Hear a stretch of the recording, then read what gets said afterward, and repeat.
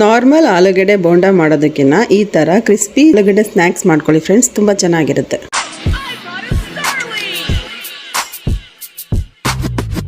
ಮೊದಲಿಗೆ 5 ಆಲೂಗಡ್ಡೆ ತೊಗೊಳ್ಳಿ ಫ್ರೆಂಡ್ಸ್. ನಾನಿಲ್ಲಿ 4 ಜನಕ್ಕೆ ಮಾಡ್ತಾ ಇದ್ದೀನಿ.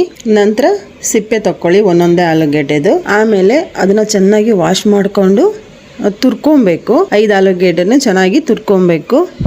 ತುರ್ದಿದ ನಂತರ ಆಲೂಗೆಡ್ಡೆಯಲ್ಲಿರೋ ನೀರನ್ನು ಚೆನ್ನಾಗಿ ಇಂಟ್ಕೊಬೇಕು ಫ್ರೆಂಡ್ಸ್. ಅದರಲ್ಲಿ ನೀರಿನ ಅಂಶ ಫುಲ್ ಕಮ್ಮಿ ಆಗಿರಬೇಕು. ಆಲೂಗೆಡ್ಡೆನ ಚೆನ್ನಾಗಿ ತುರ್ಕೊಂಡು ಅದರಲ್ಲಿರೋ ನೀರಿನ ಅಂಶ ಎಲ್ಲ ಹೋಗೋ ಥರ ಚೆನ್ನಾಗಿ ಇಂಟ್ಕೊಬೇಕು ಫ್ರೆಂಡ್ಸ್. ಆ್ಯಂಡ್ ಇನ್ನೊಂದೇನು ಅಂದರೆ ಆಲೂಗೆಡ್ಡೆನ ಚೆನ್ನಾಗಿ ತೊಳ್ಕೊಬೇಕು, ನೀಟಾಗಿ ಡಿಪ್ ಮಾಡಿ ಚೆನ್ನಾಗಿ ಹಿಂಡಬೇಕು. ಆವಾಗಷ್ಟೇ ಟೇಸ್ಟ್ ತುಂಬ ಚೆನ್ನಾಗಿ ಬರೋದು. ತುರ್ದಿರುವಂಥ ಆಲೂಗೆಡ್ಡೆನ ನಾವು ಒಂದು ಬೌಲಲ್ಲಿ ಹಾಕ್ಕೊಳ್ಳೋಣ.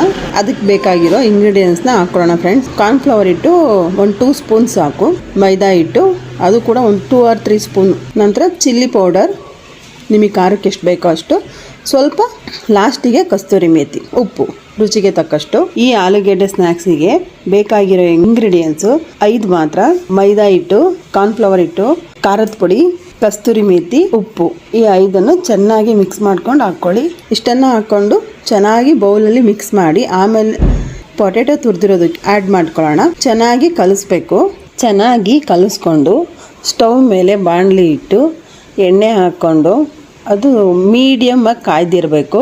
ಮೀಡಿಯಮಲ್ಲಿ ಎಣ್ಣೆ ಕಾಯ್ದಿರಬೇಕು. ಬೋಂಡ ಶೇಪಲ್ಲಿ ನಿಧಾನವಾಗಿ ಬಿಟ್ಕೊಬೇಕು.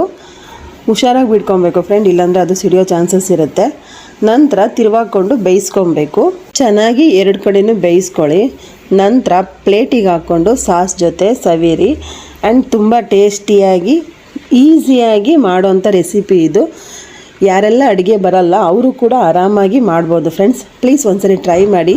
ಆ್ಯಂಡ್ ಚೆನ್ನಾಗಿದೆ ಇಲ್ಲ ಅಂತ ಕಮೆಂಟ್ ಮಾಡಿ ಹೇಳಿ ಆಯಿತಾ. ಹಾಗೆ ಲೈಕ್ ಮಾಡಿ, ಶೇರ್ ಮಾಡಿ, ಸಬ್ಸ್ಕ್ರೈಬ್ ಮಾಡಿ, ಕಮೆಂಟ್ಸ್ ಮಾಡಿ ಫ್ರೆಂಡ್ಸ್, ಮರಿಬೇಡಿ. And take care, by.